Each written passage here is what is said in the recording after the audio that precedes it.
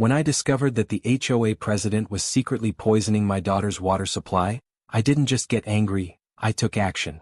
I bought their water rights and cut them off completely. What would you do if someone was quietly making your family sick? The protagonist was outside, watering their daughter's garden. The sun was shining and the flowers were in full bloom. It was a peaceful moment, but things were about to change. Suddenly, the sound of a shiny black SUV pulling into the driveway broke the calm. It was Karen Thompson, the president of the HOA. The protagonist's stomach tightened. Every time Karen showed up, trouble followed. Karen rolled down her window and started talking in a sharp tone. "Those garden gnomes have to go. They violate the HOA rules." The protagonist froze. These gnomes had been in the garden for years, each one a special memory of their late father. But Karen wasn't finished. "You'll get fined $200 per gnome. That's $1,600 for all 8 of them," she said, smirking. The protagonist stood there, feeling the weight of the situation. They didn't have the money for the fines, especially with their daughter's medical bills already piling up. Mom's health wasn't getting any better, and this was just another blow. Feeling defeated, the protagonist slowly took each gnome, wrapped it in newspaper and placed them in the garage. These gnomes had once been a reminder of the happiness they shared, but now they were hidden away, like a symbol of the joy slowly slipping away. The fines, the health problems, and the stress all piled up, leaving the protagonist with a growing sense of helplessness. As the protagonist closed the garage door, they couldn't shake the feeling that something wasn't right. They hadn't just lost the gnomes, they were losing their happiness piece by piece. Over the next few weeks, Karen kept finding small things to complain about. First, it was the mailbox. Karen claimed it wasn't the right shade of blue and insisted it needed to be repainted to match the HOA's approved color. The protagonist, already tired and stressed, reluctantly repainted it, even though it didn't seem like a big deal. Then came the bird feeder. Karen showed up again, pointing out that it was too large and violated the HOA rules. The protagonist didn't argue and took it down, but it left a feeling of helplessness. A few days later, Karen came by to complain about the wind chimes. She said they were too noisy and disturbed the peace. Once again, the protagonist gave in and removed them. Soon, Karen was back again, this time complaining about the height of the hedges. They were too tall according to the HOA rules and had to be trimmed. The protagonist, now frustrated and exhausted, spent the weekend cutting them down, hoping this would be the last of it.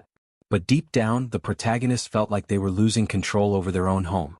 Each time Karen showed up, things got worse. It wasn't just the fines or the rules, it was the feeling of being constantly watched and judged. But what worried the protagonist the most was their daughter's health. After every visit from Karen, their daughter seemed to get worse. At first, it was just a little fatigue, but soon her skin started to look pale and she began feeling dizzy all the time. The doctors couldn't figure out what was wrong. They said it could be something viral or environmental, but they didn't have any answers. The protagonist started to realize that their daughter's condition seemed to get worse after each interaction with Karen. The stress from the constant harassment and the pressure of trying to meet Karen's demands was taking a toll. It felt like every time Karen came to find something new to target, their daughter's health took another step down. The protagonist started to wonder if the stress from all the HOA issues was somehow making their daughter sick, but they couldn't figure out how or why. One evening, as the protagonist was taking out the trash, they noticed something strange. Doug Thompson, Karen's husband, was standing near the water meter at the edge of their property. At first, the protagonist thought it was just a coincidence, but then Doug quickly walked away when he saw the protagonist. Doug didn't seem like he was in a hurry or even concerned. He just walked off like nothing happened. The protagonist felt uneasy and decided to check the area where Doug had been standing. When they got closer to the water meter, they noticed something odd. The ground was disturbed, like someone had been digging or moving things around. The dirt was not settled as it should be. What caught the protagonist's eye next were small, dark blue droplets on the nearby rocks. They were definitely out of place and seemed to be from something that had been spilled. The protagonist's heart started to race. Something wasn't right. They remembered the way their daughter's health had been deteriorating since the HOA had started causing problems. The dizziness, the fatigue, and the yellowish skin. Every time Karen and Doug showed up, things got worse for their daughter. Could it be possible that someone was making their daughter sick on purpose? The protagonist's thoughts raced as they tried to make sense of it. The next day, the protagonist decided to talk to their neighbor, Elaine, about what they had seen. Elaine had lived across the street for years, and the protagonist knew she was someone who would listen. After hearing about the strange behavior from Doug and the blue liquid near the water meter, Elaine's expression changed. She seemed to know something the protagonist didn't. Karen and Doug have been causing trouble for anyone who disagrees with them, Elaine said quietly, looking around to make sure no one could overhear. They targeted your mom when she spoke up at that HOA meeting.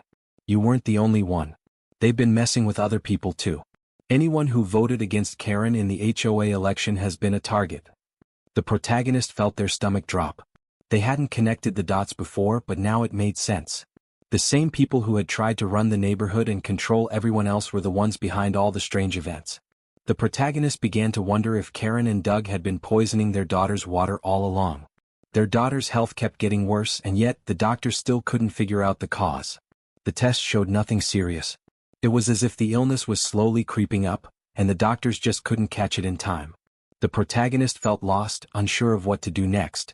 The more they thought about it, the more certain they became that something in the water was to blame. They decided to take action. The protagonist knew they had to find out what was really going on before their daughter's condition got any worse. Something had to be done, but they didn't know what that would be yet. They needed proof. And they would find it. The protagonist knew something had to be done. They couldn't sit around waiting for things to get worse. The strange behavior of Doug Thompson near the water meter, the drops of blue liquid on the rocks, and their daughter's worsening health all pointed to something dangerous. The protagonist was sure now that someone was poisoning their daughter, but they needed proof. That's when they decided to install a security camera. Late one evening, after setting up the camera in the oak tree, the protagonist sat inside watching the monitor. They were determined to catch whatever Doug was doing at the water meter. The camera was aimed perfectly, right at the spot where Doug had been standing. It would only be a matter of time before the truth came out. The next morning, the protagonist received a notification on their phone. The camera had recorded something. With their heart racing, they played the video. It was Doug standing at the water meter again. The video showed him pouring something from a small bottle into the water line. The liquid seemed clear at first, but in the sunlight, it glowed faintly blue. Doug kept looking around, making sure no one saw him. As he finished pouring the liquid, he quickly walked away. The protagonist's stomach turned. Doug wasn't alone. There, in the distance, the protagonist could see Karen in her shiny black SUV, watching from the driveway. She wasn't involved in the act itself, but she was there, making sure it all went according to plan. The sight of her made the protagonist's blood run cold. They had proof now. Doug and Karen were poisoning their daughter. With the video as evidence, the protagonist knew they needed to act fast. They grabbed a sample of water from their kitchen tap and took it to the lab for testing. The lab results came back a couple of days later. When the protagonist opened the email, they felt their hearts stop. The results confirmed the presence of ethylene glycol, antifreeze. The discovery hit like a punch to the gut. It wasn't just water being contaminated, their daughter had been poisoned slowly over time. The lab report showed low levels of ethylene glycol in the water, but it was enough to cause serious harm. It explained her dizziness, fatigue, and yellowish skin. It wasn't just stress or some unknown illness, it was poisoning. The symptoms were a result of slow, steady exposure to antifreeze, which could damage the kidneys and liver. The protagonist couldn't believe it. How could people they trusted, neighbors they'd lived beside for years, do something like this? It wasn't just an accident, it was a deliberate act of cruelty. They now understood what had been happening to their daughter. Karen and Doug had been poisoning her all along, hoping to make them leave the neighborhood or worse. The protagonist sat down in shock, holding the lab report in their hands. The fight was just beginning, but now they had the proof they needed. They would make sure Karen and Doug paid for what they had done. And they would do everything in their power to keep their daughter safe. After the lab results confirmed that their daughter had been poisoned by antifreeze, the protagonist knew they couldn't just sit back. They needed to take action, but they also knew it wouldn't be easy. The police had to be involved, but the protagonist wasn't sure if they would believe what had happened. They grabbed the video of Doug tampering with the water meter and the lab results showing antifreeze in the water, then went straight to the police station. When the protagonist explained everything to Officer Martinez, the officer listened carefully but seemed skeptical. "This is serious," the protagonist said, trying to make them understand. "My daughter's health is deteriorating because someone is poisoning our water. I have video proof of Doug Thompson tampering with the water supply." The officer glanced at the video, then looked at the lab results. "I understand your concern, but without clear evidence of who is doing the poisoning, this is hard to prove. Antifreeze can be found in water systems in many ways," Officer Martinez explained. The protagonist felt a wave of frustration. They had proof, but the police weren't taking it seriously. They couldn't just let it go. They knew Karen and Doug had been behind the poisoning, but the system didn't seem to care. The protagonist had to think outside the box. They needed more control, something bigger than just fighting the HOA board. They needed control over the water itself. That's when they remembered something important. The water for the entire neighborhood wasn't supplied by the city, it came from a private company called Clearwater LLC. The HOA had a contract with Clearwater, and the company managed the water supply for Pinecrest Gardens. The more the protagonist thought about it, the more the idea began to form in their mind. They started researching Clearwater LLC, digging through property records and any information they could find. What they discovered shocked them. Clearwater LLC was struggling. The company had recently filed for bankruptcy and was selling off its assets. The protagonist realized that they could buy the company. If they gained control over Clearwater LLC, they would control the neighborhood's water supply, and that meant they could cut off the HOA's power. It wasn't going to be easy.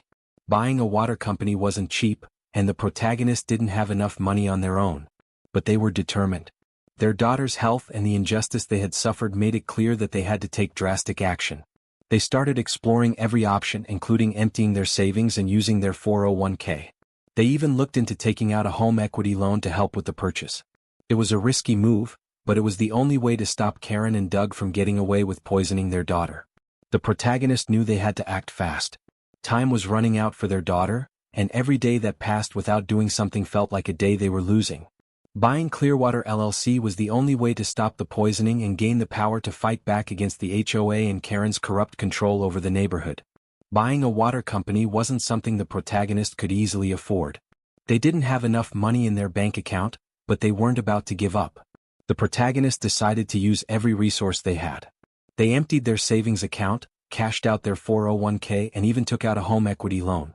It was a huge risk, but the protagonist knew that it was the only way to gain control over the water and stop the poisoning once and for all. With the money raised, the protagonist contacted Clearwater LLC's bankruptcy attorney. After several rounds of meetings and paperwork, the deal was sealed. The protagonist was now the proud owner of Clearwater LLC. They had control over the water supply for Pinecrest Gardens. It felt surreal, but the protagonist knew this was just the beginning. Now that they controlled the water, the protagonist could make sure Karen and Doug could never hurt their daughter again. The first thing they did was send a message to Karen and the HOA. The protagonist sent a letter to the HOA board, informing them that they now owned the water company and had full control over the water supply. The letter was clear. Unless Karen and the HOA complied with their demands, they would cut off the water to the entire neighborhood. The demands were simple but powerful. The protagonist wanted a public apology from Karen and the HOA, an admission of guilt for the poisoning, and the immediate resignation of Karen and the board members involved.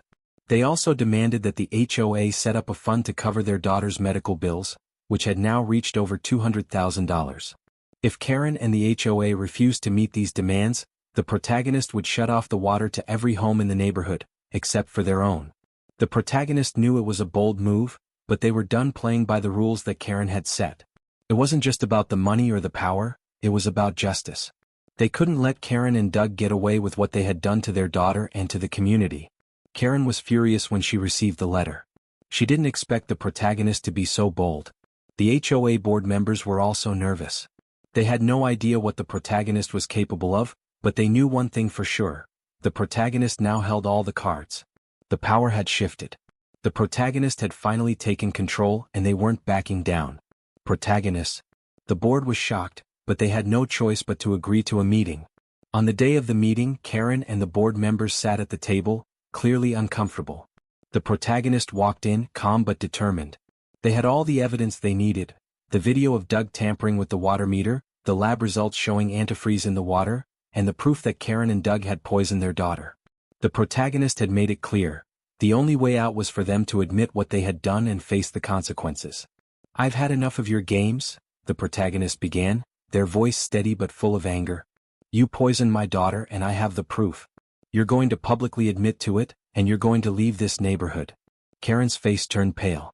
She opened her mouth to argue, but the protagonist didn't let her speak. "You're also going to set up a fund to cover my daughter's medical bills," the protagonist continued. "Those bills have already reached over $200,000 and you will pay for them. If you don't, I will shut off the water to every home in this neighborhood, every single house except for mine." The board members exchanged nervous glances. Karen tried to act tough, but the fear was clear in her eyes. She wasn't used to being threatened like this. She had always been the one in control, but now it was the protagonist who held the power. "I'm not negotiating," the protagonist said firmly. "This is the only way out for you. You admit what you've done, you leave the neighborhood, and you pay for my daughter's medical treatment. If not, I'll cut the water. No one can live here without water." Karen stood up, trying to regain her composure. "You can't do this. It's illegal." "I have every right to do this," the protagonist replied. "I own the water rights. And if you think this is illegal, try to stop me. I'm not leaving until you agree." The room was silent. The board members, seeing no other option, reluctantly nodded. They knew the protagonist wasn't bluffing. Karen, defeated, slumped back in her chair. "You'll get your apology," Karen finally muttered. "We'll resign and we'll set up the fund." The protagonist didn't smile or show any joy. They had won, but the cost had been high. Still, they knew this was the only way to protect their daughter and make sure Karen and the HOA never hurt anyone again. Karen's world started to fall apart when the protagonist exposed the truth. The protagonist had worked hard to gather all the evidence needed to prove that Karen and Doug had been poisoning their daughter. They had the video footage of Doug tampering with the water meter and the lab results showing antifreeze in the water. Armed with this proof, the protagonist was ready to take down Karen and her corrupt HOA. The protagonist made sure the truth was spread. They shared the video and the water test results with the neighborhood. People began to realize that something wasn't right with the way Karen had been running things. The more the neighbors learned about Karen's actions, the angrier they became. Many of them had suffered in silence for too long, afraid to speak out against the HOA president. One by one, neighbors came forward with their own stories. Some spoke about sudden health problems that they could never explain. Others mentioned how their pets had mysteriously gotten sick or died. Even a few families admitted that their children had experienced strange illnesses that doctors couldn't explain. It all started to make sense. Karen had been secretly poisoning the water supply, and now everyone was seeing the connection. The word spread quickly and the community began to unite. People who had once been afraid to speak up against Karen's harsh rules and violations now stood together, demanding justice. The HOA board members could no longer ignore the truth. They saw the growing number of people coming forward with their stories and realized they had no choice but to act. Faced with the undeniable evidence, the HOA board was forced to step down. The members knew that their time was over. They could no longer protect Karen and Doug from the consequences of their actions. Karen tried to defend herself, but her usual control over the neighborhood was gone. She was losing everything and she knew it. Soon after, the police arrested Karen and Doug for their crimes. The investigation revealed the full extent of their scheme. They had been secretly poisoning the water supply with antifreeze, targeting anyone who stood in their way or disagreed with them. Their plan had been to force people out of the neighborhood, hoping that they would leave without a fight. But Karen and Doug had underestimated the strength of the community and the determination of the protagonist. As the police led Karen and Doug away in handcuffs, the neighborhood began to feel a sense of relief. The people who had suffered under Karen's rule finally felt like they could breathe again. They had stood up for what was right, and now they were free from the fear and control that had haunted them for so long. For the protagonist, it wasn't about winning or losing, it was about protecting their daughter and making sure that no one else would have to go through what they had. The truth had come to light and Karen's cruel scheme had unraveled, just as it should have. As Karen and Doug's legal battle began, the protagonist knew the fight was far from over. While the court case against Karen and Doug went on, the community started to rally behind the protagonist. People who had lived in the neighborhood for years came forward, offering their support. They had watched Karen's cruelty for too long and were now ready to stand up for what was right. Neighbors started raising money for the protagonist's daughter's medical expenses. The protagonist had already spent a lot of money on doctors and tests, and the bills were piling up. But the community's kindness was overwhelming. People organized fundraisers and donated what they could. Some offered to pay directly, while others sent cards with messages of support. Every small contribution made a big difference.